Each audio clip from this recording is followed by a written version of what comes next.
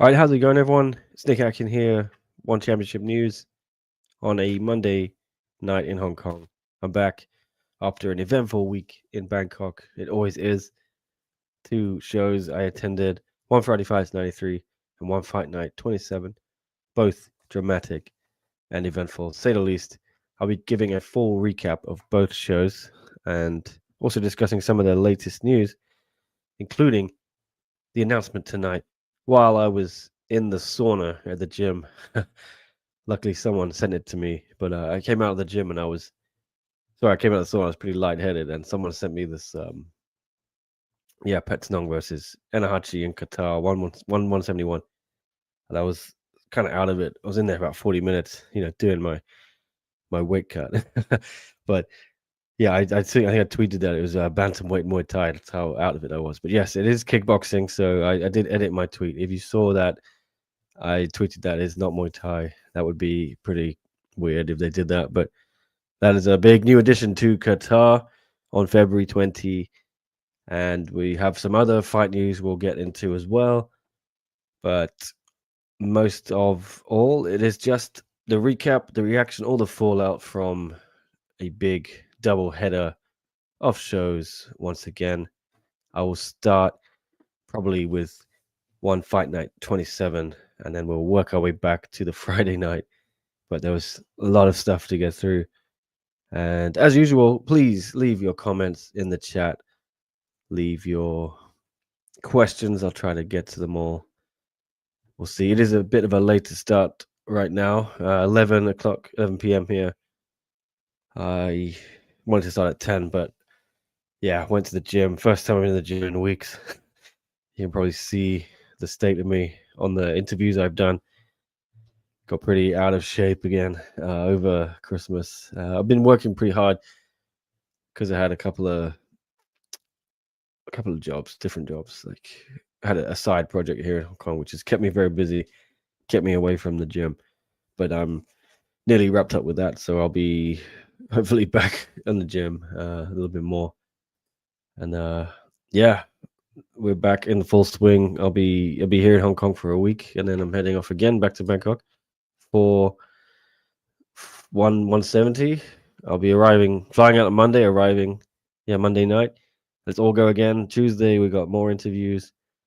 Wednesday and a press conference on Tuesday as well. Wednesday, I guess, I don't even know.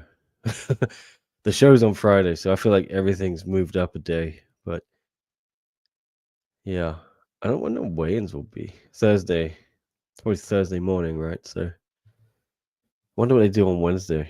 Maybe the press conference on Wednesday. I heard it's on Tuesday though, but I don't know. We'll see what happens. It's always fun. Impact Arena, yes. So big show, but that is for another week. This time we're going to talk about Fight Night 27. What's up, everyone? NG, good to see you as well in Bangkok. Sean James, Grand Rising, everyone. Been a while since I watched this live. What's up, Sean? Appreciate the support, all the comments. Story of the fight. Yeah, getting ready for a title run. I'm getting ready for it's a busy 3 months. So I just want to kind of do my best to stay mentally on top, which I usually do not look out for. And by that I just mean try and eat right, get in the gym. That kind of sets you up right for when things get really busy. If you can just look after those two things, it's kind of easier to navigate the whole. But I tend to let it all get out of control. So I'm trying to get in the habit again before we embark on a pretty tough run of stuff. And I'll be flying all around the world over the next 7-8 weeks. I'm gonna go to Bangkok again. Then I may stay out there. I haven't decided yet. Maybe go to Samui or something, see Haggerty.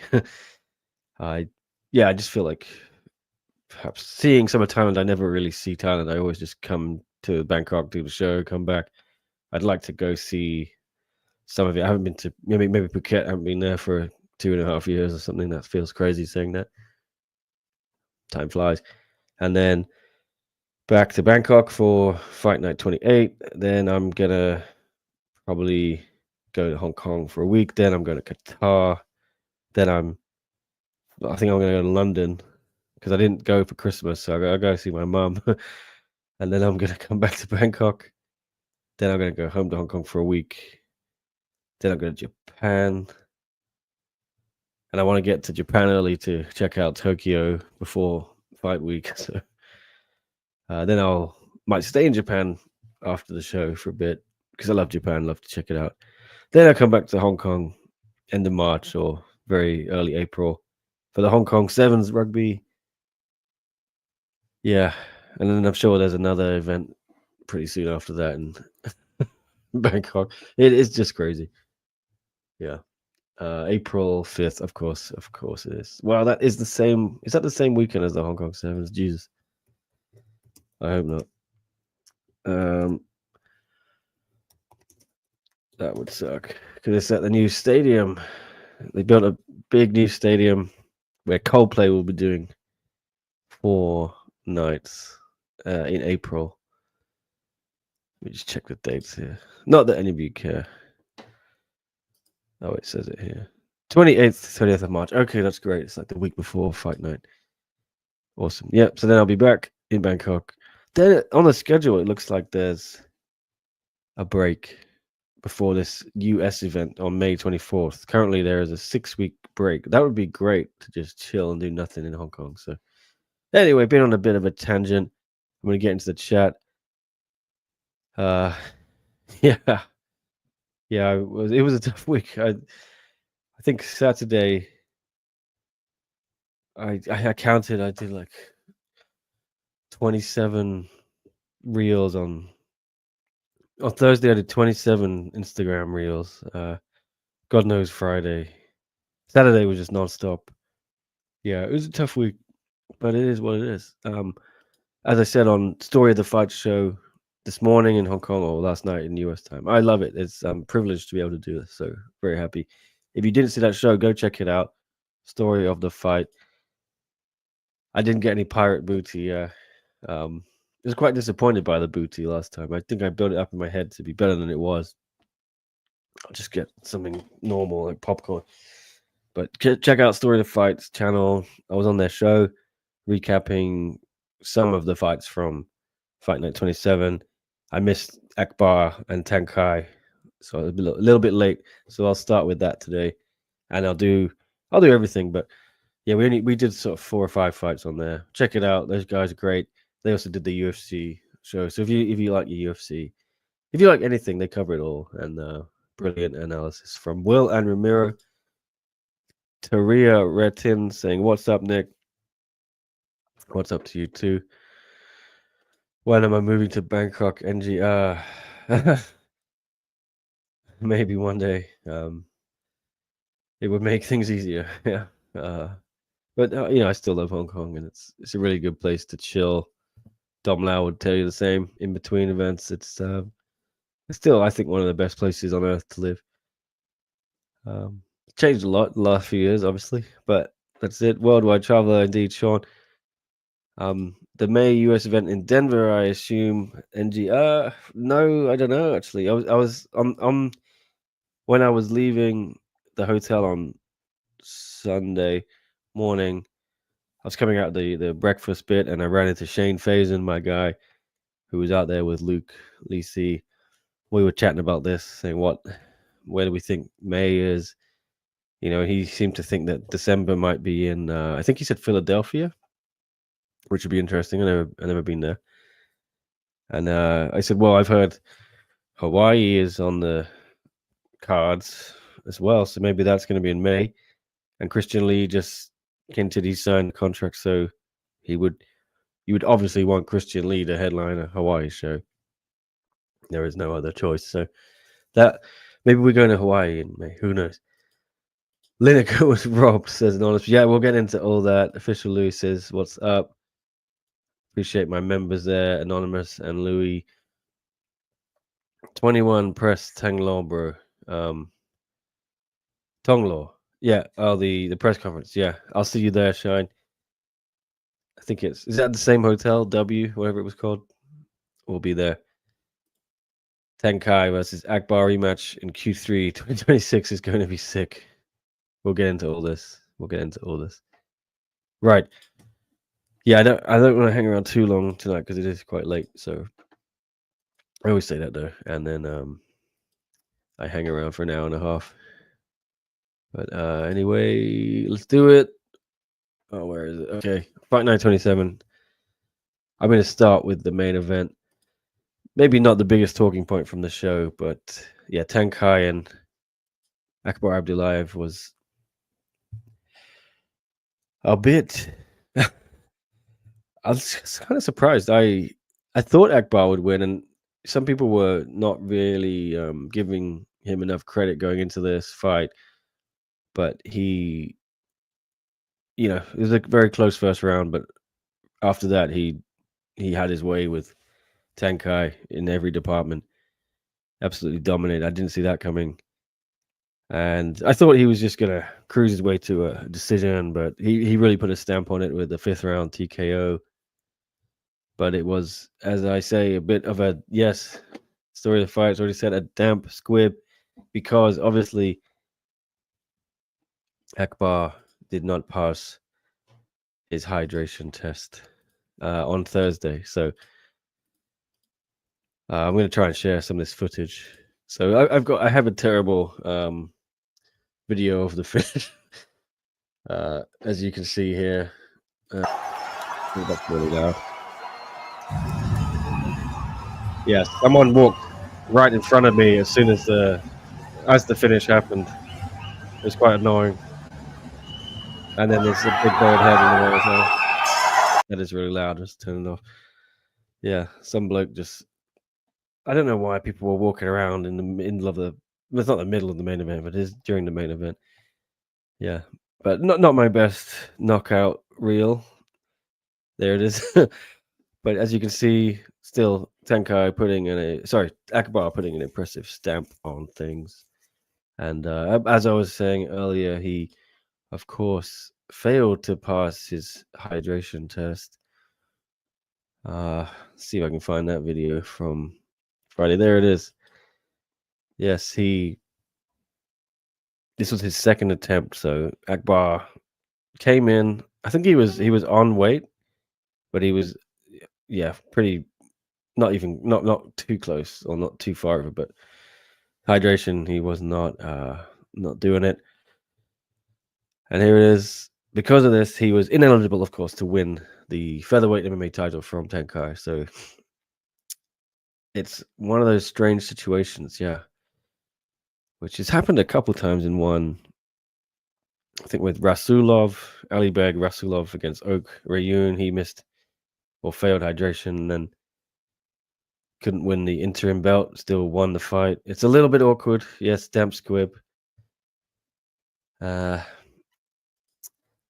just, as they say, one of those things.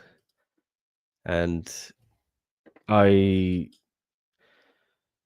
don't know what to say, really. I was impressed by Akbar. They need to do that rematch. But I just don't know what you do now, because how do you sell that fight? And I said this to others. I thought,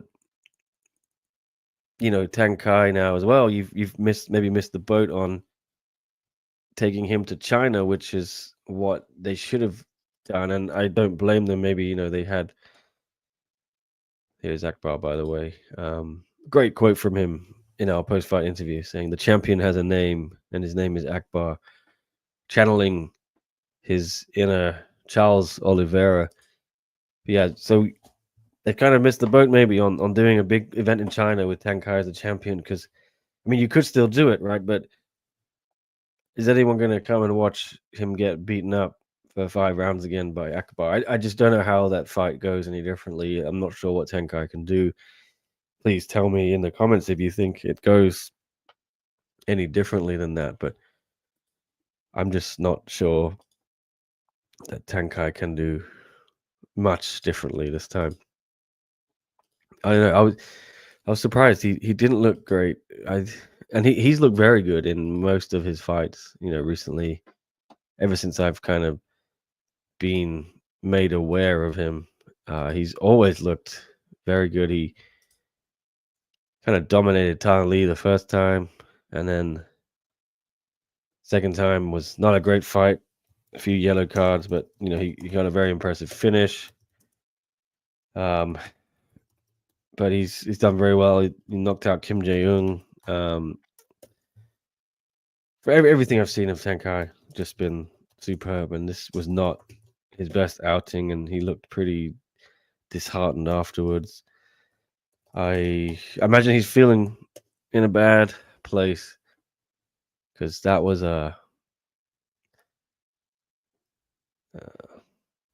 I've got the wrong fucking thumbnail.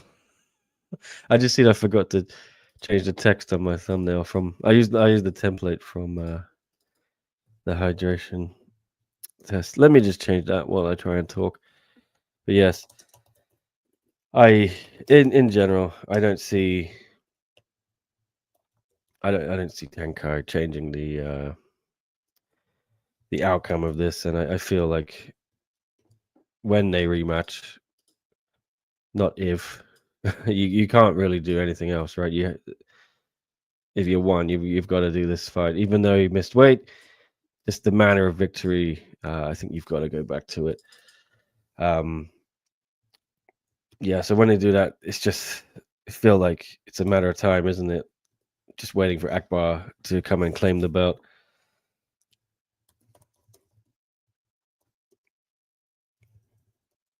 So yeah, so I'm a little distracted. I'm just remaking a thumbnail. I completely messed that up. I'm just adding Petchtanong versus Ennahachi. One fight night reacts. Petchtanong. Yeah, I'm still a little out of it. It's been a very long week. There you go. New podcast thumbnail. I probably spelled something wrong. There it is. Yeah, sorry. Probably why there's not. You must have been confused if you saw the thumbnail and you clicked it and it's talking about weigh-ins and stuff. I'm really sorry. I have now fixed it. So there we go. All right, back to business. I will look in some comments here. Throw it to the gang. Tang did a mistake. He didn't eat the cake, Vegan says. Anonymous says, a hydrated Akbar brutalizing Tenkai is very impressive. Just probably would have finished Tang in round 3 if he had drank a few more covers. Well, is Tang still the champ or is the belt vacant? Chandy says, he's still the champion. This is the awkward thing, Didn't one fix weight cutting? Yeah. Flaming Mo. Everyone says this every time, every month after the weigh-ins. There's going to be 3 or 4 fails or whatever. It is what it. I mean, I went into that. I don't want to go into it again. I just did like an hour and a half with Connor on that. Anonymous said, a dehydrated Akbar brutalizing Tenkai is impressive. He probably would have finished Tang in round 3 if he had a few more cups of water. I think we did that already. Hydration testing is a meme. He did look happy during your interview, knowing he beat the champ. Must be good. Yeah, I'm sure he still felt a little bit down. I acknowledge Akbar as our featherweight champ, Anonymous says. That's it. He's kind of the real champ, isn't he? It's awkward, and the longer they wait, it's going to be awkward, isn't it? Such a divvy for missing weight, though. Lost out on the belt, 20% of his purse, and a 50k bonus. Fleming Mo. Yes. I imagine he would have got the bonus. Denise got a bonus. We'll get into that, for finishing a similar ground and pound finish, winning the title. Yes. Probably the most costly mistake of his life or career. But yeah, he was pretty chill. He just was saying, there's a higher power there's a reason I missed weight, that kind of thing. But the reason I missed weight didn't pass hydration. But bit salty there. Yeah, I think hopefully it doesn't happen again. You know who to call. Condition nutrition. Ramiro Ramirez. What's up? Saying with such a dominant performance, my guy Ramiro.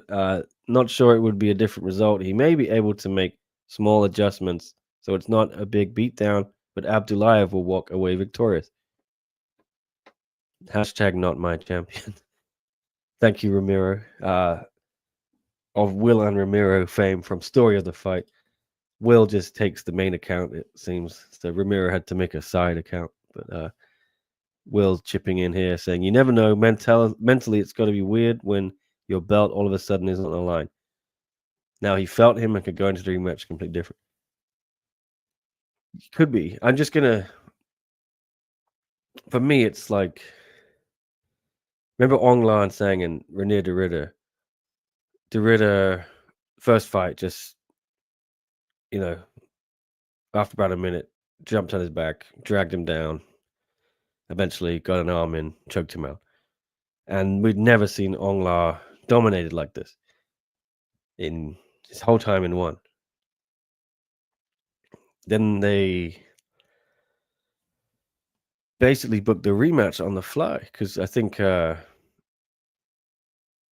was going out for something else, or De Ridder was. Yeah, I can't remember the exact timeline, but they kind of a fight fell through for a card. This was during COVID, so someone got COVID, and then I think Ong was gonna fight Big Dash in Trilogy or something like that, and then fell through. So they said, "Do you want to defend your light heavyweight belt against De Ridder on short notice?" And then De Ridder took the call, went up, and Ong did better. You could see he'd been working on his wrestling, grappling defense, things like that, everything. But he still, there wasn't much he could do. And that was probably 6 months between the two fights, something like that. I don't know what the point I'm trying to make is I don't know what Tenkai can do to stop that. He could work on his ground game for 6 months. It may be enough to stop him getting TKO'd, but I don't think it's gonna be enough to effectively stop Akbar. Anyway, you know what I mean. So weird situation. I feel, as Akbar said, champ has a name and it's Akbar Abdullayev. Feels like that.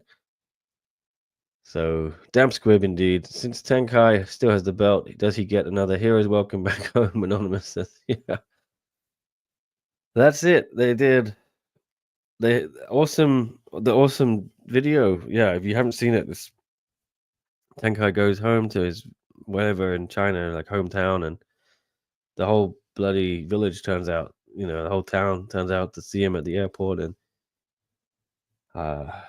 incredible. But yeah, I just feel they didn't capitalize on it, and I don't blame them because I know China was difficult. The UFC has only just gone back there with Macau as well. It's not like it's in Shanghai, Beijing. But like, yeah, you have Tenkai as a champion. You could still do a rematch there, but it's going to be a hell of a sell job, I guess. But who knows?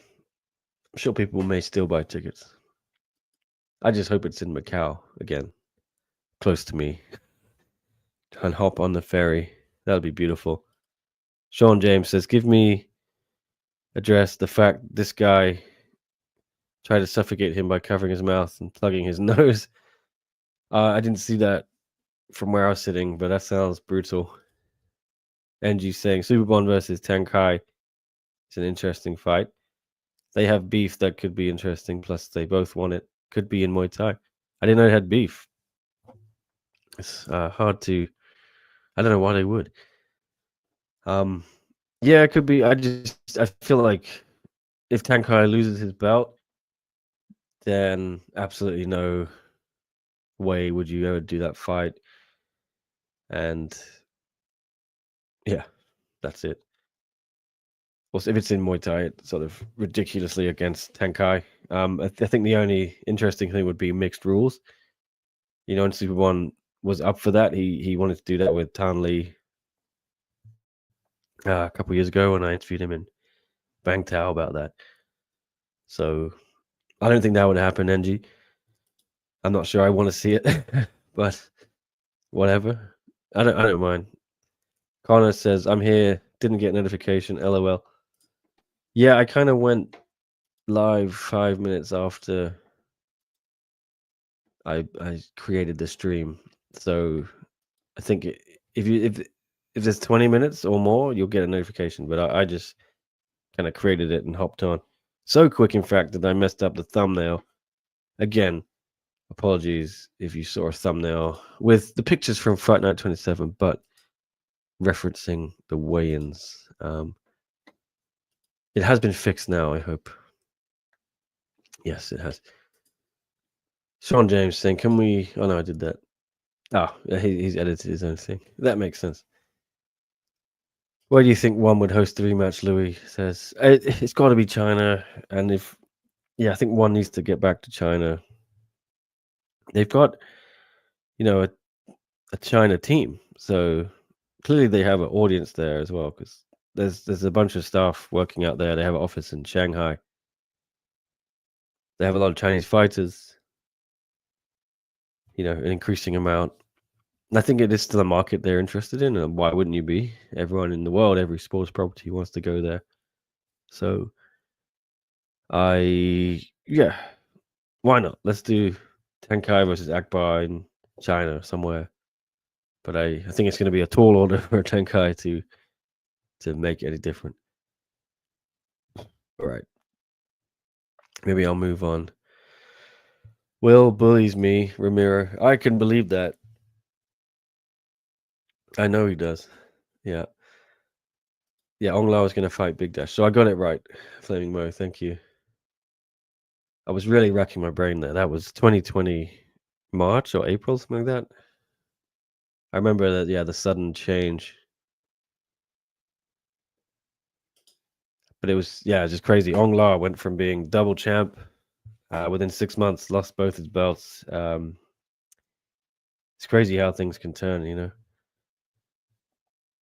This is the problem when you have all these belts. You got to defend them at some point. If someone beats you for one of them, they usually come and try and get the other one. Happened to Derrida with Malikan. And now it might happen to Malikan. The Rook says he wants his light heavyweight belt, but I'm not sure he can make that. Akbar's nose pinch technique was so mean. Was it really necessary? Anonymous says. Brutalized him. Superbond would execute Tenkai in a Muay Thai fight. Let's get real.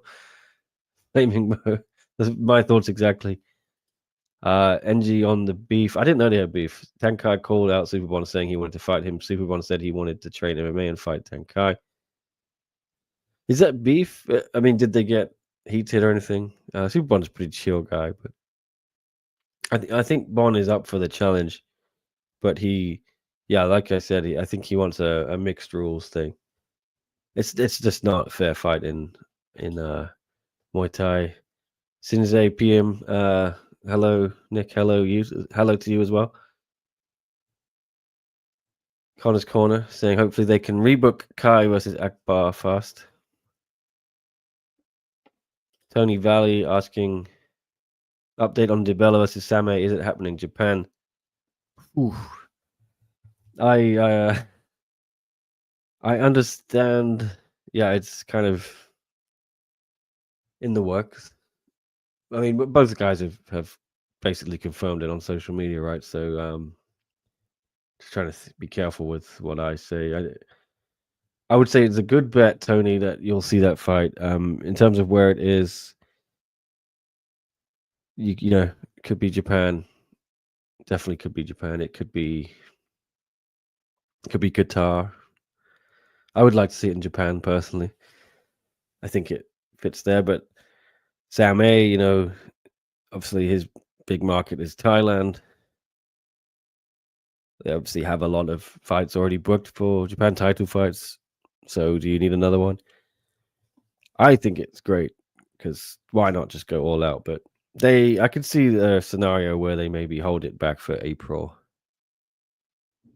or early March, and do it on one of the fight nights. I could see that.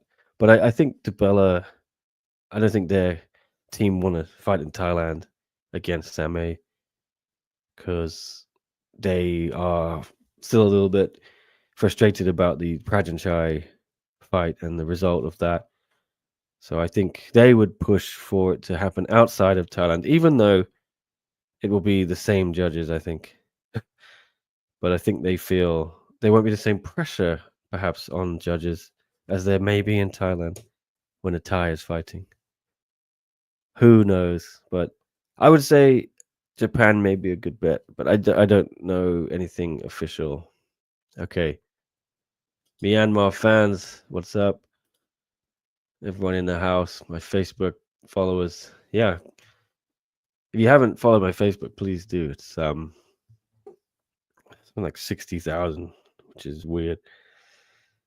But yeah. Kind of just post all the same stuff on there from Instagram, but no, Facebook's your thing. Check it out. I'll try and think of some original content. Thank you for the share. I just went on it. One Lumpinee FC shared my stream, so thank you. My guy Shine. We're excited. Going to see Shine in Japan. Shine's coming, and it's going to be fun. Tantzin's weigh-in video has over 2 million views. Wow. Oh yeah, yeah. Some of these weigh-in videos just completely go nuts, and there's some very creepy comments on there from for men and women videos. This is what it is. People like to look at naked people standing on scales. So sad about Nabati. He has higher ranking than the Beal. What's wrong about the ranking? Beaver says. Yeah, but let's be real.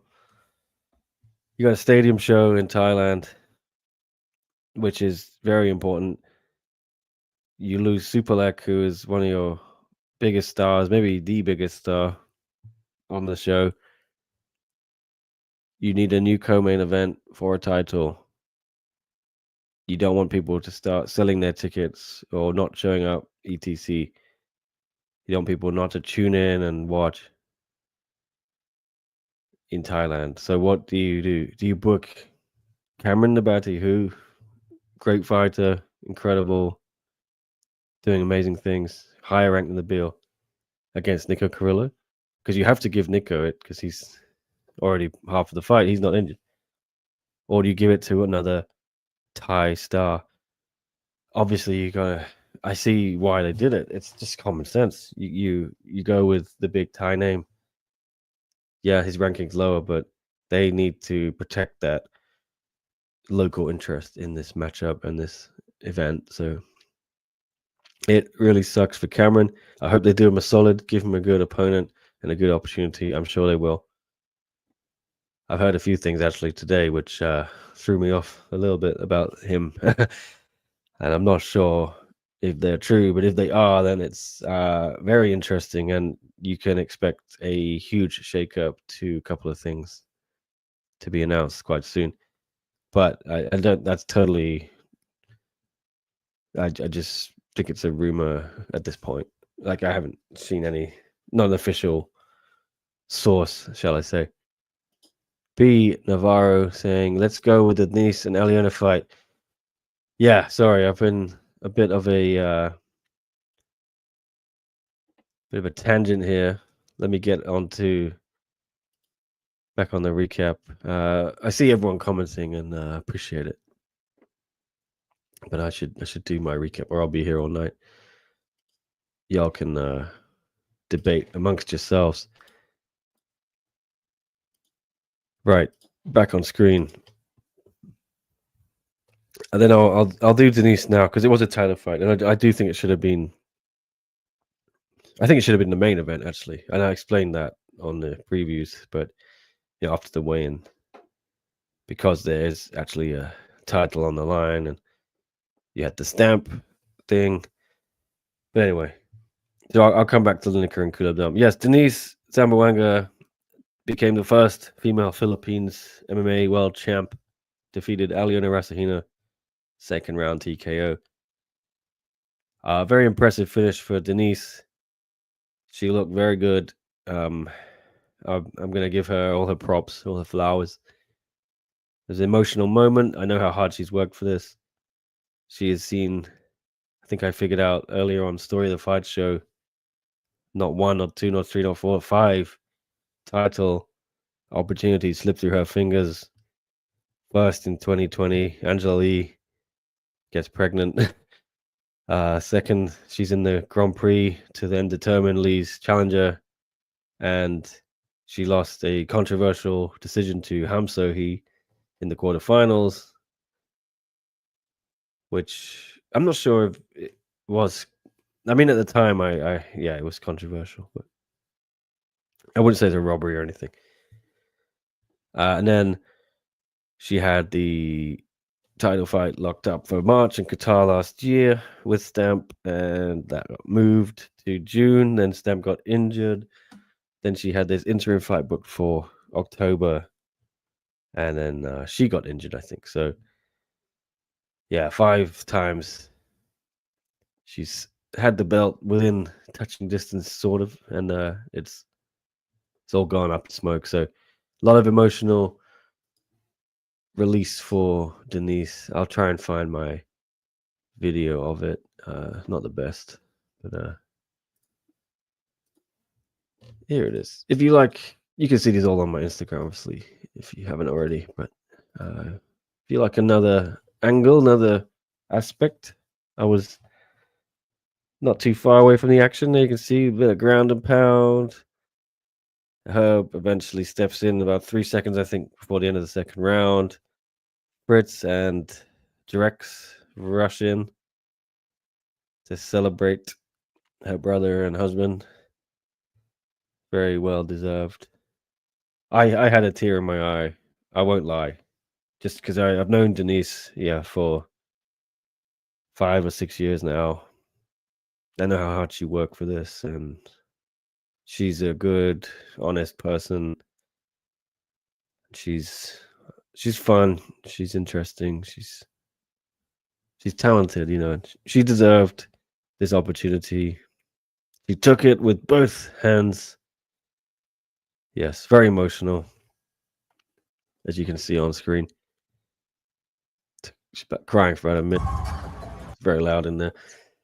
I'm keeping the sound off just because it's very loud. But then, yes, wins the belt. Very good. And then, of course, they had the big face-off with Stamp. The match the world has been waiting for. Let's face off these two champions as we get ready for the ultimate showdown. For the unification bout between the intro champ Denise Zamboanga and the reigning champion of the Alloy division, Stamp. Yeah, the match the world's been waiting for, as Mitch says. We have been waiting a while. This has kind of been on the cards for years and years because they used to be training partners at, I think it was Fairtex, and yeah. And then when Stamp kind of, I think with around the Grand Prix time, Denise moved to Maroc, because it became apparent they were going to, Stamp committed to MMA. I think they were going to compete eventually, maybe even in the Grand Prix. So I think they made that wise decision to go their separate ways. And then, Stamp's not going to leave Fairtex. So it had to be Denise. And they've still been friends, but we've known this fight's going to happen for a while. But what was cool, it was a face-off, but it was all respect, all love, hugs, basically a hug, not a stare down or anything. So nice to see. But I did interview Denise after, and she's got that fire inside her. You can see. Check out my interview with her on Bangkok Post or YouTube, saying, "I can't wait to get the real belt from Stamp." So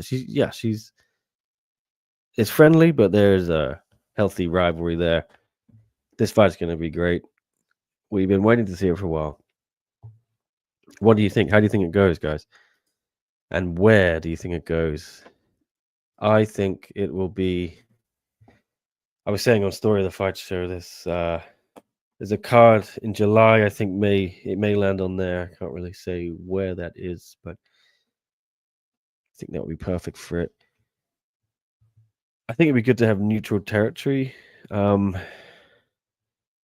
as they're both champions. But Stamp should get the advantage. She is the real champ, so why not? But it could happen in Thailand. I hope it's not at Lumpinee, not knocking Lumpinee. I just, it's Stamp Fairtex. You want to have the big entrance ramp for her entrance. You want to have the Stamp dance. Stamp to me is one of your top stars. Top two with Rod Tang. So I mean, they're on the Dutch Mill adverts together. Kind of awkward. I saw them on the BTS in Thailand, and the doors shut. Like Rod Tang is on one door, Stamp's on the other, and they kind of meet in the middle. Yes, but yeah, I would hope if it's in Thailand, I hope it's at Impact. And I can see, they booked Stamp 3 times last year. All of them fell through, but they were all at arenas. It was Lusail Sports Arena in Qatar, it was Impact Arena in Bangkok, and it was Ball Arena in Denver. So I don't think she's going to fight Lumpinee. She may fight Lumpinee in May, which she told me. I interviewed her before the show. She was there, obviously, doing a meet and greet, and she said she's going to come back in May and do a kickboxing fight, a little warm-up. As I suggested on the show, I think last week or the week before, said that would be a great idea for Stamp's comeback, just like Smilla Sundell did. So, yeah, why not? Story of the Fights is a true feel-good moment, seeing her get the belt. It was, yeah. I was very happy for her. I would note that Rasahina hasn't fought in 3 years plus, I think, and there's got to be ring rust. It's why Stamp's fighting in kickboxing before defending her belt, right? She doesn't want to go straight to Denise. But I don't want to take anything away from Denise. She finished Rasahina. Stamp didn't do that in 2 attempts, so you got to give her her dues. Excellent stuff. Vegan still loving Zhang Jingnan, and I don't blame. Yes, everybody wanted to fight Angela. Nobody wanted to fight the Panda. Well, yeah, she's the boogie woman of one championship. Panda will eat them both like bamboo. Vegan says. Yeah, well, they wanted to do Stamp versus Jingnan, so she told me she also wants to still go for that belt. I'm sure Jingnan will get her chance to face Stamp or Denise later this year. I wish they'd give her something first, though. But they just don't seem to have any strawweight challenges or any interest in creating any. Right. Anonymous says, would love to see 2 active atomweights for once. It's always champ versus postpartum 1 year inactive opponent. Yeah. It has been a bit of a weird division. It's kept going just about, but I think we're starting to get a nice, fully fleshed top 5 again. Mengbo beating Chihiro Sawada, we'll see, puts her right in the mix there. I think it was good for the division. Yeah, hopefully things are going, because there was a time when atomweight was one of the the most fun stacked divisions in one for me, around the time of the Grand Prix in 2020, whenever it was. Was it 2020? I think so. Yeah, you had the tournament. It was really cool, and I thought it was the start of something, but it kind of stalled a little bit. Then Angela's retired. I thought with Stamp winning the belt, they would inject new life into it, but she's got injured, so it's kind of put it on hold again. So I think we're finally getting going again, Stamp and Denise. And it's about time. You think we'll land on the July card? Louis says. Yeah, that's what I'm thinking, yeah. Louis knows what I mean. Anonymous thinks they'll probably never fight. It will be delayed twice while Stamp completes side quests and tune-ups. Yeah. I mean, if she's going to fight in May, then they're not doing this till, yeah, July the earliest. Connor thinks they'll book Stamp for a big arena. They need the Stamp downs. Agreed. Anonymous suggesting maybe it'll be announced from Manila or the Impact Arena in fall, then cancelled last minute due to pregnancy or injury. Oh dear. I'm hoping the curse is over. It's been a bit of a curse. GPs. The GP era showed they actually had 8 athletes in the division. Not many divisions you can say that for. Yeah, it's I think there are some divisions, a lot of divisions, yeah, where you now could have top 10s in rankings. I've said this before. I don't know why they just have top 5s, but then there are others where, you're kind of stretching to make a top 5. Chummy Boy wants Pet Gija back in Muay Thai. We need that. Spoke to Pet Gija as well. She'll be the interview is up on my channel. I put it up earlier today. I'll write some stuff as well. You can see nothing groundbreaking, but when you see the Queen backstage, you gotta ask her for an interview. So I did, and she was very kind enough to do it. Let's hope the numbered event curse is over. Louis says, "Yeah, it's got to end sometime, hasn't it?" I really hope it. Well, it's already struck 170 a little bit with Superlek. Qatar, is it gonna hit Qatar? What would you hate to see fall off the Qatar card? If we're talking about curses, how could the curse affect Qatar? Let me know your thoughts in the chat. What matchup you wouldn't want to see fall through? Tokyo or Saitama, yeah, as well. How would the curse strike there? I don't want to encourage the curse to happen, but fingers crossed it doesn't. Is she currently in Chatri jail, Medi jail? Anonymous says. I don't think Chatri's got a issue with her. Well, I haven't spoken to Chatri for a while, but Medi, yeah, obviously she published some stuff about that, and she left Venom. Now she's at Sword Death Japan.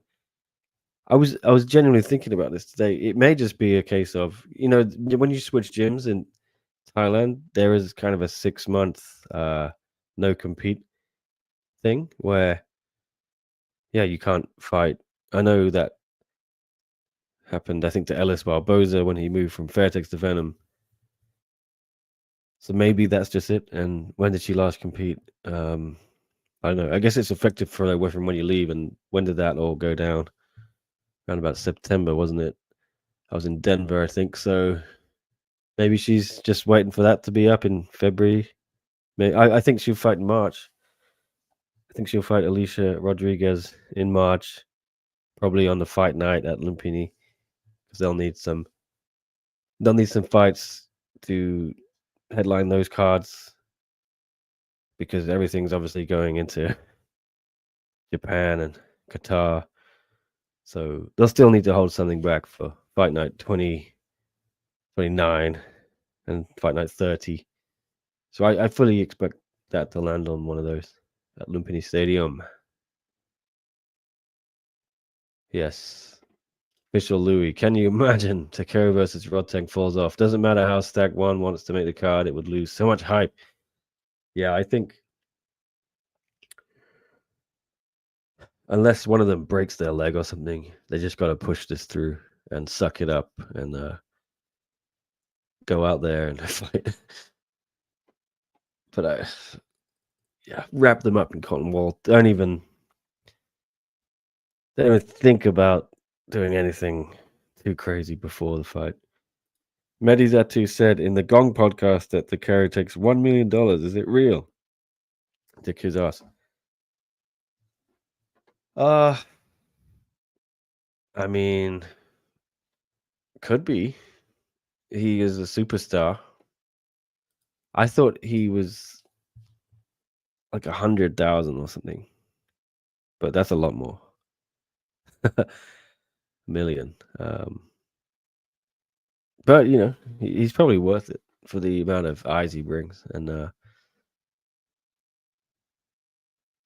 he can command a gate where you make double that money. So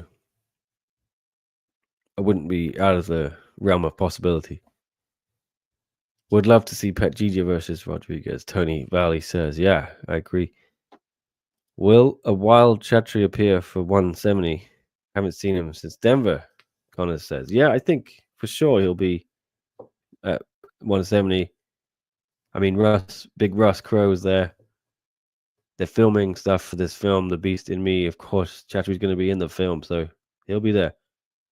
And I'll try and grill him if I can. If I can get a chance, yeah, for sure. I'll try and ask him a few questions during the fight week, whether it's press conference, face-offs, you have it, what have you. He tends to, only turn up at these big stadium shows now. He's a very busy guy, flying around the world, trying to make deals happen. It's a shame. I miss the days, when he would come to every Lumpinee show. It just gives a little extra, especially after the show. He kind of drives the news agenda.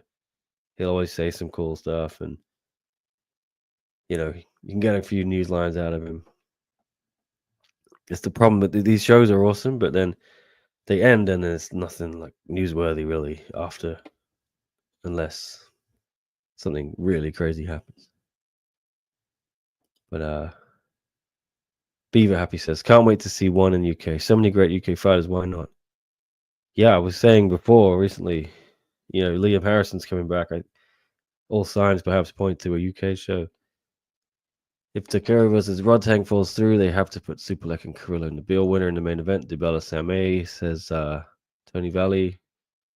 They have to, but I just don't know if that's enough. Yeah, they need Takara to stay on that card 100%. And probably Rodtang. Gotta get in the movie. Yeah, I'll try and look in the background. That would be cool. I was pissed, I thought I was going to be in that documentary they shot in June for the Impact show last time. They filmed a lot of my interviews, pre-fight interviews and stuff. So it's really looking forward to seeing that. Never saw the light of day though, sadly. Yes. Okay. I'm gonna get back to my what's it called? Bit dead here, sorry. Yeah, my recap. Okay. Kulabdam and Lineker. Wow. Well, you know what I'm gonna talk about now. The knockdown. Was it enough? Kulabdam got a unanimous decision. Oof. I said on Story of the Fight show earlier that I felt Kulabdam had done enough when I was in the arena or the stadium. But then I watched it later that evening with my friend Keith, Big Keith Larimore, one of the friends of the channel, often in the chat here. I don't know if he's here tonight, but he and I watched all of that back. We watched most of the card back actually, and we watched that and we concurred that pretty much after 40 seconds in, Kulabdam beat the piss out of John Lineker. So if you're asking me, did he deserve the decision? Absolutely, 100%. I know knockdowns in one are the be-all, end-all. 10-8s automatically. You got to do something crazy to get it back. I think Kulabdam did enough to get it back. I'm going to share the scorecard on screen with you. I've just downloaded it. Right, here it is. So here it is. I spoke to the judges after, and they all had the same thing. 28-28 across the board. 10-8 for Lineker in the first round after the knockdown. But even then, the last 2 minutes of the round, I thought Kulabdam won that. So I would be tempted to have that a 10-9, but 10-8 is the automatic part of the one rule set here for a knockdown, unless you get a knockdown back, I think. And then, 10-9, 10-9 across all the three scorecards from Shane, Ricky, and Abby. Hard to disagree with that. Very hard to disagree. The knockdown was a crazy one, and I thought Kulabdam was completely done for when I saw him. I've seen Lineker do this to so many people by now. I just thought, oh god, he was on the canvas, arms sprawled, and he said something funny to me actually. I'll try and share it on the screen again. I think I put it on my Instagram, but he was like my children's eye flashed across his mind when he was knocked down, which gave him the motivation to come back and get the decision. It's pretty cool. So he brought his kids into the press room afterwards. Well, one of them, very cute. And just what I have to give him his props. What a fight back. Here's the knockdown from Lineker.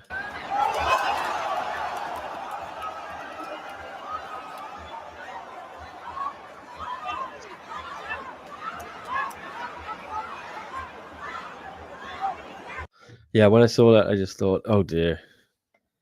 Because they started immediately from the first bell, they were just going wild in there. And I think Kulabdam had a plan to just let John blow his wad, as Will said, I think.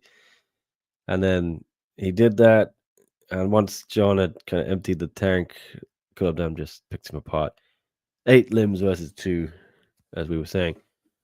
So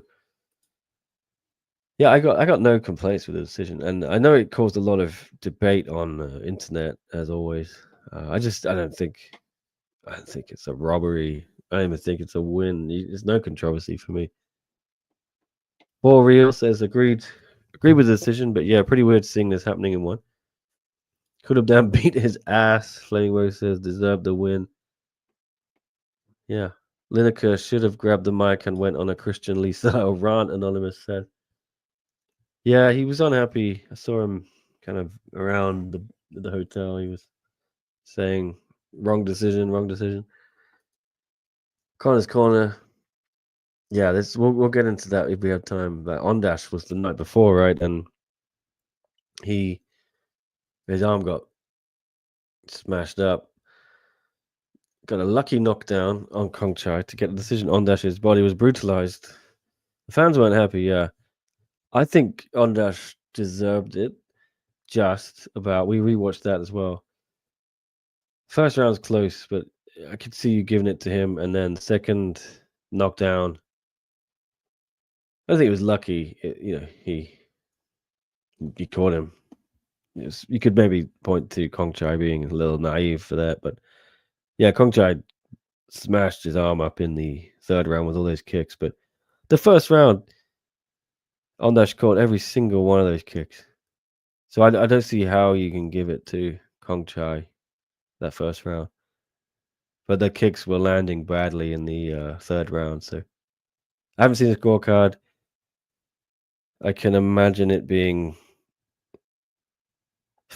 I don't know, maybe some did give on Kongchai the first round, but the knockdown may have swung it and been enough to override the damage from Kongchai. I'd love to see the cards, actually.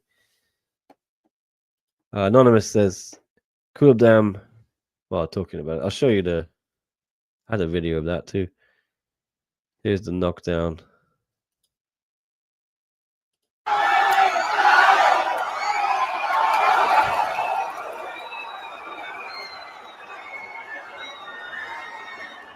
I mean, he's not badly hurt, and he did fine. But Anyway, that's a whole other debate. I don't think we have time to get into it. Already hit an hour. Dam didn't return the knockdown, so did not do enough according to one's historical scoring.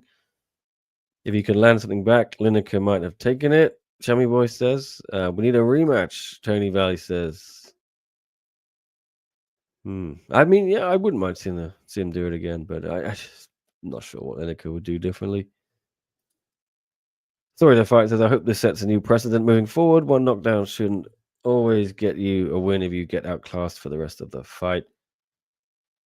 Our old fight nights at Lumpinee now, yeah, pretty much. Nick, you gotta get. Oh, we did that. Yeah. Lineker was so gassed, Engie says, and lost composure. On the other hand, Ondash was still swinging at full power until the end. Yeah, I think it's different. It's same, but different, you know. There's some similarities.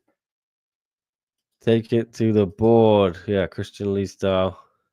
I think that was my question to him, which prompted that iconic line on one of those old Zoom post-fight press conference things they did, virtual press conference, where it'd be like me and Leon and Chris from MMA Island would be total random cast of rogue characters. Dylan Bowker, there'd be Drake Riggs, Tom Taylor would come in. Yeah, just a rogues gallery asking questions. And I think that was the night I made Denise cry and Ham cry. I made two people cry, and Christian Lee flipped out as well. Oh, that was a different show, Christian. Was it? Can't remember what he was on. When did Christian lose to Oak? Was it the same night as that? I can't remember. Flaming Mo will know. So, you know, please fill me in the chat. My brain's a little tight. Yeah, but my opinion, Dam smashed. Lineker fully deserved the win. Some other Friday fights stuff. Abdel Ondash, second round body shot KO, 350,000 baht bonus. Impressive from him. I got interviews with both the Ondash boys. I will be putting up tomorrow. Also got randomly Petnin Munkon. So why not? I was backstage when he was there, and I've got someone else from that show. Oh, Islai, Erica, Bo Mangao, our favorite. Put that up. But yes, I was just too busy on Saturday to do it, obviously. And Sunday I was flying all day. Today I've been editing some videos from Fight Night 27, so I'll finally get around to my Friday Fights 93 videos tomorrow. What else happened on that show? Yeah, Islai won. Not a great fight, to be honest. I think that was like the most exciting thing right at the end there. But she's very popular. This guy looks pretty damn good. Jabir Jabrailov, 19 years old or something, 18, 47 seconds. Had a bit of a bad angle there, as you can see, but impressive nonetheless. Yeah, it's like fun interview again, as always. It's intriguing to see what they do with her. I just don't know how, you know, I they could create a, they'd have to maybe create a division for her. She's what, 100 and something, very, very not atom weight. What else happened? Oh yeah, this fight was incredible. Sona Sen and Warapon, and hats off to Warapon. Didn't actually notice until after the fight, but apparently his sister died in the build up to the fight, and yeah, he got knocked down and then just went absolutely crazy trying to win this fight, and he got super close, knocked down Sona Sen in the third round, but it wasn't enough. Too little, too late. Very dramatic fight, but the crowd weren't happy at the end, and they weren't happy after the Ondash fight. They were throwing their wristbands into the ring. Yeah, pretty unruly. And I was kind of joking on story of the fight show that maybe that's why the judges perhaps played it a little safe and picked Kulabdam on over Lineker because they didn't want a riot on their hands at Lumpinee. Maybe it'd be burned down if 3 ties had all got perceived to have been screwed by the judges in the space of 12 hours. Right. Let me crack on with my recap. Yes, Ramiro says Lineker has always given us exciting fights, win or lose. 100%. And I think I said on your show, Ramiro, as well, I'm still intrigued to see Lineker in Muay Thai. I think there's matchups for him there that are still interesting. There's really no one in MMA I want to see him fight. It's just no point. So, but I still kind of intrigued by how he does against some other names. Kulabdam was cool, and I'd like to see Kulabdam fight Fabricio Andrade. I said that on your show too. I think his kickboxing didn't go well, obviously, with Haggerty, but I still think Fabricio has got elite level MMA striking. He pieced up Lineker twice. I think even worse than Kulabdam did. So I think Kulabdam versus Fabricio Andrade sometime down the line is an intriguing matchup for me. I don't think Andrade is going to have many opponents. I'm expecting him to beat Quan again. I love Quan Monil. I think his boxing incredible, but I think Fabricio have too much. Probably wins that fight. And don't hate me, Quan. I love you if you're watching. But yeah, I think Fabricio wins. And then I'm just not sure who else really there is for him. Stephen Lohman, maybe the only other name he hasn't beaten. I think that's correct. But Muay Thai is still an option for him. Anyway, that's a tangent. That is a tangent. I normally cope by thinking these assholes lose money on the bet, Chummy Boy says. Yeah, I'm sure they had money on this fight. On Dash and Kulabdam. All the reason to get the F out of Thailand for a few shows. Said Anonymous. Sonna Sen was a proper beast. I wonder what his record is against Thais, ESR says. Yeah, he's I think he lost to Thai. It's his only kind of blemish on his record. I'm gonna check it out. I was talking to Keith about this actually. No, he's lost to 2 Thais on Friday fights. Rambolek and Yod Pupa. So he has beaten 5 Thais now. Conklai, Otop, Nontakit, Pet Garfield, the spectacular name Pet Garfield, and now Warapon. So I think maybe let's see him against another Farang or something. I don't know. Let's mix it up a bit. Anyway, let me continue with my recapping. Hope it's all of interest to you. I'll try and do another 20 minutes. Yeah, it's gone past midnight here, but I can't hang around forever. I'm super tired. I wanted to do every fight on here. I've kind of brushed over Friday Fights 93. I don't have time to go into it too much, but we'll get through this. Luke Lisi, Cody Jerome. I mean, wow, what an impressive performance from the chef. First round TKO. Looked better than ever. He had switched camps after the last fight, moved down to New Jersey with Beacon Martial Arts, and he just looked like a new guy. He'd been working with a new mental performance coach as well, Jerry Walsh, who you may have seen my interview clip with him. Been repeating this mantra of pressure is a privilege. I think Luke maybe struggled in his head a bit before this, put a lot of pressure on himself.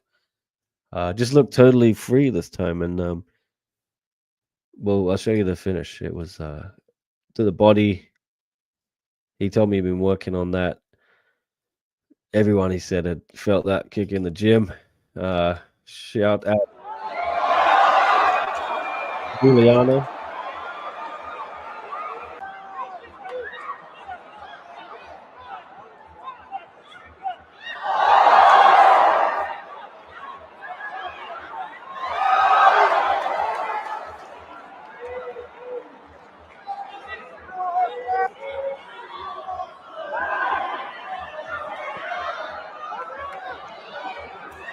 Yes, there it is.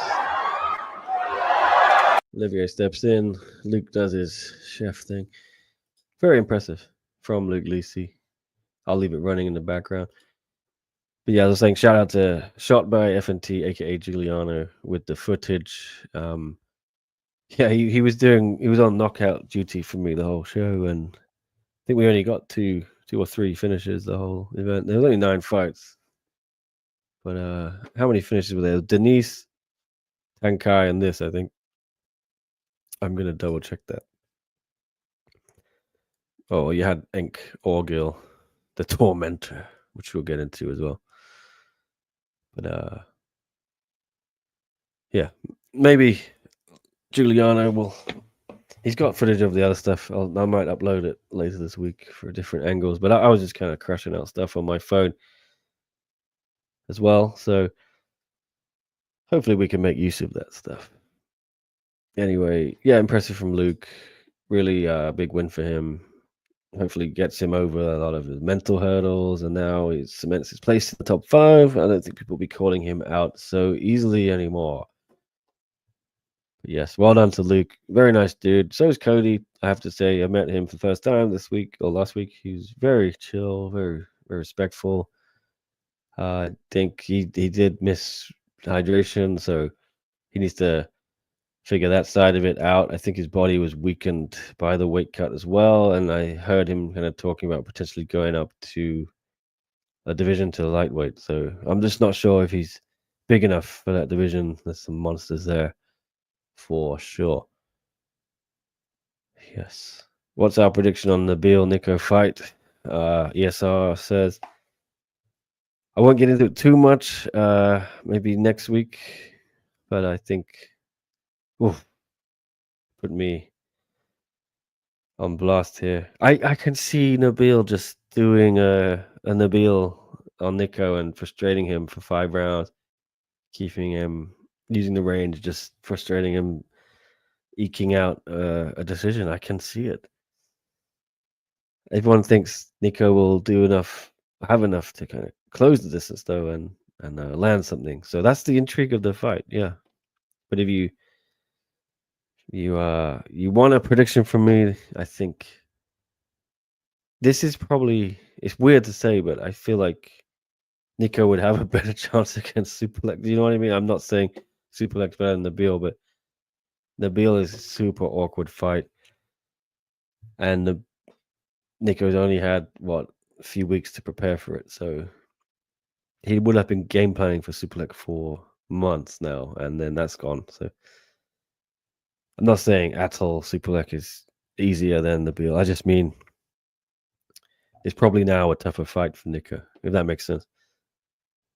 Tommy Boy wants to see Superlek versus Nico more. You may still get it, Tommy Boy, in Japan.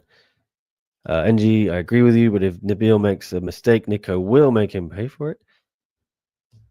Yeah, you don't want to make a mistake around the King of the North. He's got mad power. But anyway, yeah, not much else to say on Luke, but congratulations to him. It was cool to see Shane Faison as well. What a nice dude. He came out and cornered Luke. Yeah. I was joking with Shane. Yeah, maybe we'll be in Hawaii. So I'll see him there. Anyway, moving on. Tommy Langacker, Dante Leon. Unanimous decision for Dante. I didn't see this fight. I was backstage, so I don't have too much to say about it. But impressive win nonetheless for Dante. And Tommy Langacker is a tough customer. He challenged for Cade's title twice. He's beaten Dante before. he's beaten everyone. He did struggle a little bit to make even the catch weight. He was struggling, so I'm not sure we'll see Tommy again at 170. But yeah, I think he's a little too big for lightweight. So I think Dante will challenge Cade, but Cade is maybe busy. But great win for Dante. I really like Dante. I've grown to enjoy our chats. Very philosophical man. There he is with his winner's medal. Dante Leon. Doing it for Canada. Check out our interview. It is up on my YouTube. I just didn't have too much else to say because I didn't even see the fight. I was interviewing backstage. I can't remember who I was interviewing. And I also don't know anything about grappling. So even if I did, I'm not sure I could. If I even had seen it, I'm not sure I could enlighten you guys with much insight. But if you enjoyed it, drop a comment in the chat about what you thought about the fight. I just like grappling when it's two, very high level competitors. This is what it's all about. If one's going to do submission grappling, I want to see more matchups like this. Tommy versus Dante, that kind of level. Ty versus Isaac Michel or Joseph Chen, those were both good fights. Cade versus Francisco Lowe, yada yada. These Cade versus Tommy, I like those matchups. Top level. They've been some great matchups. So more of this, please. One. Grappling's not going to go away in one. So I know Tom De Blas has been spearheading some of these new signings. He brought in Dante. He brought in Cole Abate. I think he's the new vice president of grappling. So I think it's in good hands. Tom obviously knows his shit. So I'm intrigued. I know a lot of people hate the grappling, but I'm doing my best to get more into it and stop. I don't want to hate on it. I know a lot of people don't like it. I just like grappling. Nick Atkin, print it. Story of the Fight says, yeah, I'm getting more into it, but I want to see it in some of these big arena shows. I wonder, they do have some in next week, don't they? Marcelo versus Imanari, and then I presume there'll be one in Qatar. They probably do something in Japan as well. But yes. Teddy asking, who do you think is more skilled between Ennahachi and Petchtanong? What's your prediction? Well, yeah, they just dropped that news tonight. That is a tough one. Petchnong's age is a factor, and his cut was pretty bad last time. If he gets with a proper nutritionist, I mean, he is too. How far out are we? We're less than a month out. Well, just over a month out. So 5 weeks, shall we say? And who knows? Maybe he's got the call already a while ago. So he's been working on it. I feel like Petchnong's going to need 2 months to make their weight and be not in horrendous physical shape after it, unless he gets a proper nutritionist. So if he does do that, I think it's kind of 50-50 if both guys come in. I was just thinking about this earlier on walking around when I left the gym, because I was saying earlier I was in the sauna when they announced this, and I saw it on my phone after, and I was walking around. See, it's such a high level fight. It's ridiculous. These are some of these are the things you can only really get in one championship, striking wise. It's just going to be a privilege to see. Qatar, a little bit weird, but to have it. But I think Ennahachi will connect with the crowd there. I'm going to go with Ennahachi. I hate to. Sorry, Petchnong. I do love you. Love both guys. Just think Ennahachi, maybe the age is on his side. Momentum. Petchnong had a rough time out for that thing with Nabil. He's also been on a bit of a layoff before that. He did come back and beat babyface Alaverdi. But I think Ennahachi. I'm going to go Ennahachi. Sorry. Oof. Dickers says Chatri announced a while back one would be profitable in 2024, Q4, 25, Q1. Any update, insights on that? I don't have any update on that, any insight. I think I'll leave the finances to the experts, like Bloomberg, who I think reported on one getting another investment from Qatar in October, something like that, 50 million, and but at the same time reporting there had been layoffs. So I think that was all tied into profitability. I imagine the Qatar show is, and the kind of investment is contingent, or it's tied into one being profitable. So I feel like they're probably gonna be that. What that means, who knows?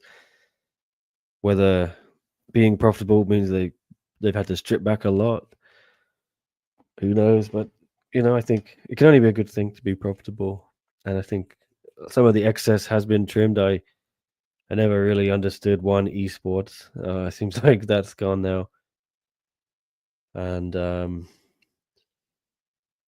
it feels like more of it, more and more is moving to Thailand. And I think that makes sense just because of it's cheaper there to put on shows and to have a team and everything like that. So yeah, I would probably expect that time frame Dickers to be accurate, and then see what happens this year. Yeah. Akbar is a champion, says someone I presume is an Akbar fan, Sultan Torabek Ulu. A good fight for a backup, Connor says. If something happens to Haggerty away, yeah. That's another point, right? It's probably a number one contenders fight to eliminate it, but also if one of those guys falls out, you can slide someone in, probably Ennahachi. Because I feel like Petchtanong's perennially in the bad books, the naughty list of one. One fight arena. Connor says, I don't know what this is. This little video game. Is it mobile game? Has that even been released yet? I saw there's another game, or maybe it's the same thing they were pushing. I get it. I'm sure all these are all well thought out, researched ideas, but I just don't know if it's what I would be putting resources into if I'm a promotion. I'd be. And there's a lot of things I think one does very well, particularly in Thailand. I'd be doing as much of that as possible. I wouldn't worry about the video game or the, that side of it. Just, I would focus on the fights, getting that as big as possible. But maybe other people want to play the game. So who am I to say? Let me know. Is the game even out yet? I know it's been in the works for years. NG says, do you think they would send Stamp to the US after her tune-up fight? Yeah, could be the plan. But if she's doing that tune-up in May, the US event is in May, so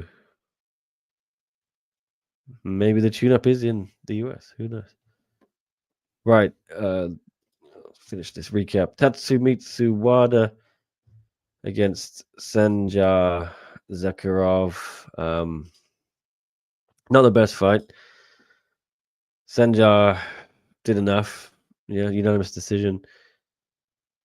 Kind of did the most damage in round 2 here, as you can see, busted up Tatsumitsu's face. But impressive performance from Wada. He's very durable. Took DJ not to the limit, but did very well against DJ. Has some good wins on his record. And he was coming down. He did very well. Not the best performance from Sanjar either. He wanted a statement from him. Don't think we really got one. But you may have seen, I put a clip up already. He called out Reese McLaren. Reese responded a little bit there. And Jared getting in on it too. Wonder what these replies are. But yes. Sanjar's basically saying he's done with flyweight. Sorry, strawweight. He's going up to flyweight. So Jared's saying he wants to beat him. But I think if I'm a strawweight, I'm happy this guy's going up because he's gigantic. I'm 5'6", and you can see him next to me. He kind of was towering over me. Look at those shoulders. He's quite very broad. I'm not surprised he can't make strawweight anymore. I think flyweight's a better fit for him. He did have some trouble, with hydration, getting everything right, but he still made it. So yeah, I do think this guy is one to watch. If he's not drained, I think he's going to be a lot more explosive next time. We'll see if he gets that fight with Reese. I don't know. Reese is looking for a fight because he missed out on the flyweight title shot, but always a risk to put your spot on the line against a dangerous up and coming contender. This guy's 21 years old, I think 13-0 or something, 14-0, undefeated. Nick, are you saying they wasted their time with the game? The Burmese Python Strikes featuring Ong La. Well, Flaming Woe, perhaps they did waste some time with that and money. Yeah. I mean, I don't know how much. I didn't know if that. I didn't know that was a thing or what it's on. Yeah. Those were the days. I think I do like it now. It's all a bit more streamlined and focused on what really matters. But there was a time when one was commanding insane amounts of money from VCs, and they were getting $150 million rounds, and money was no object. It was being thrown around, and yeah, everything's changed now. But I like it. I think it's more focused on the fights, and that's what matters. Would be nice to go to Hawaii, Angie says. If I do end up doing the US show, then it would be nice to have a closer fight. Philadelphia is kind of far. Yeah, where do you live? I would like to go to both. I haven't been to Hawaii. That would be a real bucket list type destination for me. Philadelphia, I could take or leave. Well, my brother studied in Philadelphia for a bit, so he loves it. He has very high opinion of it, and so I'm sure I'd enjoy it too. Superlek versus Rodtang grappling. Vegan, stop trolling, sir. Would you interview Herb Dean? Dick has asked. I tried to when they first brought him in, but they were not very. It didn't happen. Yeah, I don't want to blame anyone, but there was some time, and then time has gone on, and I'm like, is there any point even interviewing her? If there's a big controversial decision, maybe. But I see her most times I'm there, and we might have a chat or two. I just don't want to bother him too much. I sometimes I'll speak to him about fights and why he made certain decisions or calls, and he's very forthcoming with it. We might be. I've road ridden in the back with him to the airport on the minibus a couple of times and stuff like that, and picked his brains at I think the pool party once. They had an after party when he did that Angela Panda trilogy. I was like, oh, how close were you to finishing that fight? And he's like, very close. It was in that window. I could have finished it, could have ended it. So yeah, I try to just maybe one day, maybe. I don't know if he'd slum it with me. Herb's a big star these days. We'll see. It'll be cool. I don't really get access to those officials, I could get Ray. Ray will do anything. We're homies, and Mitch would be easier. But Herb's a special case. We'll see. Maybe one day. Story of the fight. My birthday's in May. If they do Hawaii, I'm taking it as a sign. Yes, that'd be sick. Interview Olivier Coste. Yeah, I think I think that would be very doable. I have actually asked him before if he'd like to do the podcast. He said 100%. He lives in France, so timing is a little different. But yeah, maybe that's a good one. I might revisit that. It'd be cool. I know I had Paco, the cut man, on. Maybe I'll try and get someone for Wednesday. Livio would be cool. Right. Sorry, I just burped. I hope it's my favorite one, Ref Anonymous says. No love for Olivier then. I do love the boss. Ricky Sewell is great too. Chris Batchelder. They have good refs all around. I think you can't really knock one's. I think they have some of the best officials. Some of the best judging, best referees.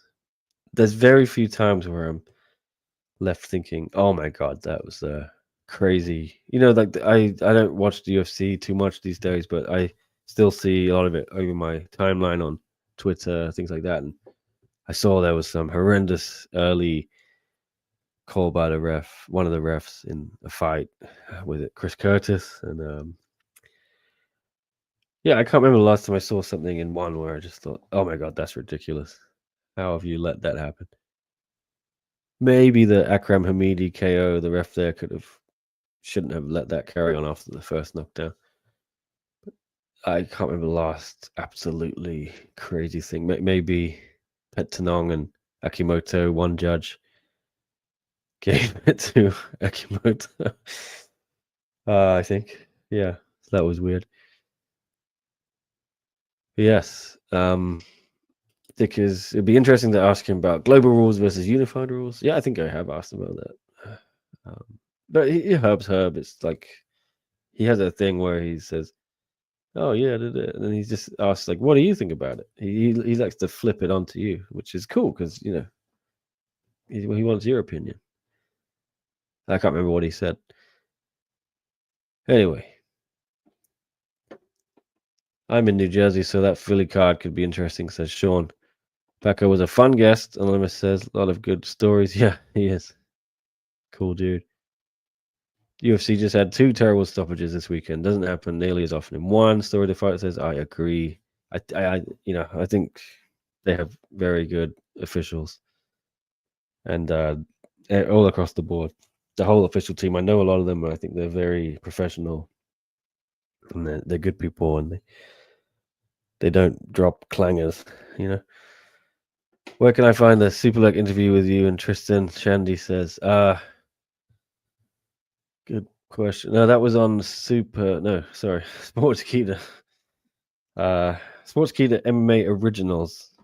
There are 2 Sportskeeda MMA YouTubes. So do the one called MMA Originals around about January, whenever that was, late Jan. That was a fun interview. Yeah, I was in my suited and booted, just after the press conference.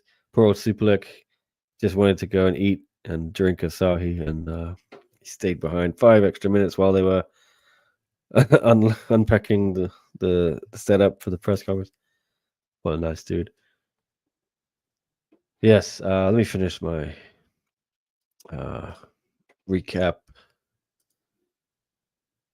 So Kanate versus EO Batarhu, the Tormentor. Great finish from the Tormentor himself. He did the same thing to Janlo Sanjao, the Kimura. Very impressive. I'm putting on the screen here. Surprised Kanate survived so long. His arm was it's a horrible. If you get a close-up view of it, but yes, got the tap. The Tormentor, one of my favorite guys in one, just for his whole gimmick. We were joking about it on Story of the Fight show earlier. Yes, but he's got such a fun look. Few people were joking on social media, like he is what you would when you Google Mongolian warlord. He's got that whole vibe, and yes, he's got the skill in the ring to match it. But he's such a nice guy as well, always smiling. There he is, the Tormentor himself. interview up with him. Check it out on my channel. Not much to say other than that. He's not a man of many words. He doesn't really call anyone out. I think he's just happy to be there. Hopefully see him back soon. I'm not sure who he'd fight. The Tormentor is a dark horse, though, as Anonymous says. Yeah. Yeah, and he's surprised he didn't get a bonus. Vegan asking, I didn't get an interview with Meng Bo. No, I did not. She went to hospital straight after the fight. She had a pretty banged up eye. I asked for the interview, but could not do it. If they have, if before they come back to the media, they first go to the medical on the way out of the ring. Medical checks them over. If they have any serious issues, they have to go straight to hospital. No interviews. He deserved a bonus for that finish, Sean James says. Agreed. Do you know about Zhong Jingna's next match? A few people asking this. I do not know anything. I wish I did. Thanks for the comment, though. Chiano99's THA. What a name. A nonchalant arm butcher. Yes, indeed, Anonymous. He just gets on with it, doesn't he? Yeah, Kanate, tough one for him. 0-3-1 now. Nice guy, working hard out at Phuket Fight Club with Leo. Definitely might be in last chance saloon now. Needs to get a win. Maybe they can rebook that fight with him and Tim Nasty. You can, he was preparing for that. Got late notice opponent change, and I think Bataku is a much worse matchup for him, even though he's coming up from bantamweight. But he's gigantic anyway. Look how shredded he is. I think Tim Nastyukin would have been a better matchup for Kanate. A very much older kind of Tim Nastyukin who is lost his last 4 fights by knockout, I think. Yes, but Kanate, that's a tough one for him. He needs to get a win now if he's gonna stick around. But let's rebook that fight. Why not? When will we be back in Bangkok? Angie says. Monday night, I think. Yeah, I need to figure out the hotel situation. Got it for my girl, Sawada. Anonymous says, I hope she keeps her place in the rankings. Well, yours truly just submitted his rankings update. I think I had Mengbo coming in at number 3 above her. I always get a little bit provocative with my rankings, throw some spanners in the works. So, not that it really affects anything, but who did I put? I put Gary Tonin in my featherweight rankings because I know he's been removed from the rankings. I know he's in hot water after his outburst on social media, but if the company wasn't announced that he's been cut or that he's in hot water, for me, you still look at his record and what he's done. He is still a top 5 fighter. So going by the letter of the law, Gary Tonin, I think I had him at number 2, number 3, something like that. I can't remember my other rankings. Atomweight, I think I bounced Rasahina out there because, I've been calling for her to be out of the rankings for a while. No disrespect to her. She's very nice, and she's just been gone for 3 years, and now she's lost. So I wouldn't have her in the rankings. I would put Mengbo in, and I think, what would it be? Denise has to be number 1. I was being really... I had Ham as number 1 above Denise, even though Denise is interim champion. Good, Ham's beaten her twice in one. Then I had, I think Mengbo, then Chihiro, maybe Ayaka above Chihiro. I can't remember. No, I think Ayaka was number 5. What about Veronica? I had a little chat with Johnny Betts over from Tiger on Friday. He said it's still in the works. Should be soon. She will sign with one. Where are the press conferences? I might turn up for those. Never been to one. I don't know actually. I need to look at the schedule.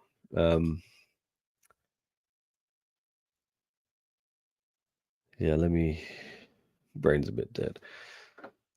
Right. Final fights. What are we on to? Well, we talked about Chihiro and Mengbo briefly. Didn't really catch much of it. I was backstage, but yeah, Mengbo, big win for her. I think she'll be coming in at number 3 in the rankings. It's interesting because yeah, I feel like she's finally seemingly got the weight down. This was the plan all along, was for her to kind of go in at atomweight, but when she arrived in one, she just kept missing weight at atomweight, and then she went up to strawweight, just got ragdolled by Ayaka. Not sure that fight goes much differently for her at atomweight, so she may have to fight Ayaka again soon, but I don't know. It's a fresh name. I could see them maybe if Stamp beats Denise, I could see them trying to push Mengbo towards Stamp as a kind of, yeah. They'd probably think Stamp would win that fight, I guess. I think they want to keep Ham away from Stamp, or Ham away from Denise, Ham away from everyone. Just frustrate her. I would like to see Ham versus Mengbo. Why not? Have they already fought? I don't think so. I forget these days, but yeah, let's get Hamster here fight. She's been waiting. You could do Ham versus Mengbo.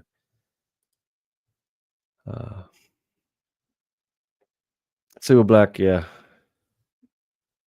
Dmitry Kovtun knockdown and a unanimous decision. There's Mengbo. Sorry, I forgot to share it on the screen. And yeah, Superlek.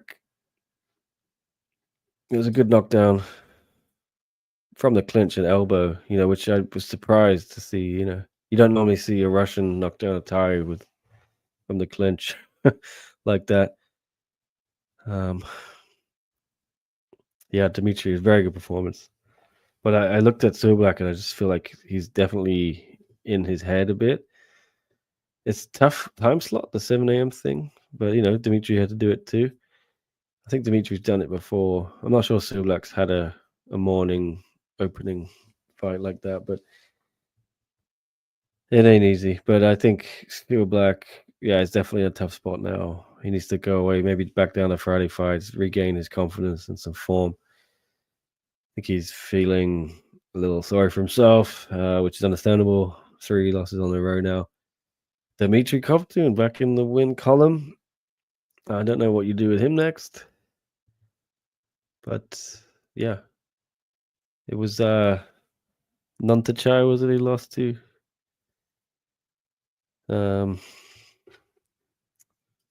Whatever. Yeah, I think he went up a weight class for that, and it was on short notice, and he said he was sick before the fight. So we give him the benefit of the doubt. He looked a lot better here, and the Silent Assassin, what a nickname. Yeah, he lost to Nuntachai Jigmanon. He had looked good in that fight till he got knocked out. But yeah, he's beaten Ferrari now and beaten Superlek, so we'll see. Yeah, some impressive wins already. And he's one of Tristan's boys. Obviously, Tristan was there with him. Good to see the boss man happy. He had wasn't the best ending, I think, in 2024 for the gym. Dmitry lost. Sidachai lost. Ananchai lost. Yeah, they had a pretty bad run for a month or two, but they had a great day on Saturday, 3 for 3, I think, or at the weekend overall. So hats off to Sitsong Pinong and the boys. Yeah, that's the recap. Friday Fights 94 has been released. There it is. I'll get into it more on Wednesday. I'm probably going to call it there because it's 1 hour and 44 minutes. But sleepy ties don't do too well. NG says, Superlek should try MMA. Please no. Keep Ham nice and rusty until she's ready to get stumped by whoever they're building up next, Anonymous said. Here's Anonymous' ranking. Stamp, Denise, Ham, Miura, Mengbo, Sawada. Yeah, not hard to disagree with that. I'm just being cheeky. I would have Ham above Denise. I know you can't because she's interim. But the girl or the woman that Denise beat to win the belt, I still think it's not enough to take her over Ham, who she lost to twice. That's how I see it. I know it's not, it can't happen. Miura, yeah, does Miura go above Meng and Sawada? Weird because she's not really fought top 5 competitors at atom weight, so I don't know how much those wins are worth. But she's looked very good doing it. She's kind of obliterated them. Superlek is already 1-0 in MMA. Oh, really? I didn't know that. Maybe he should do it again. Does one cut people for consecutive losses like the UFC? I mean, I've seen people lose 4 in a row and they're still around, and they kind of turn it around, No, so not necessarily. But anyway, yeah, I'm gonna wrap it up, everyone. Thanks for tuning in. I'll get into Friday Fights 94 Wednesday. I'm sure there'll be some more big fight news. They seem to do it every week now. They'll just drop big news on Monday, Tuesday, Wednesday. So yeah, if there's anything huge tomorrow, maybe I'll do a show. Otherwise, I'll wait till Wednesday. I hope you enjoyed it. That is the recap. Not much reaction, I think not too many news lines coming out of it. The debate, Kulab Lineker was the big thing, and yeah, onwards and upwards to 170. A big show just around the corner. Yeah, that's it. I'm pretty tired still from everything. So I love you and leave you all. Thanks for tuning in, and yeah, see you Wednesday probably. We'll do a preview for Friday fights, and then yeah, I'm sure there's always some big news. It's never quiet. I didn't really get around to some of the other stuff here. Obviously, Shinya Aoki, Edward Flying, they announced that for Japan. 4th installment. I'm not sure anyone was asking for it, but I'm down for it. What else? Any other fights? I'm just kind of scrolling through my Twitter. I don't think anything major.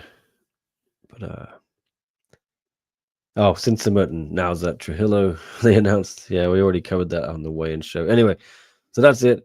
I'm out. See you next time, guys.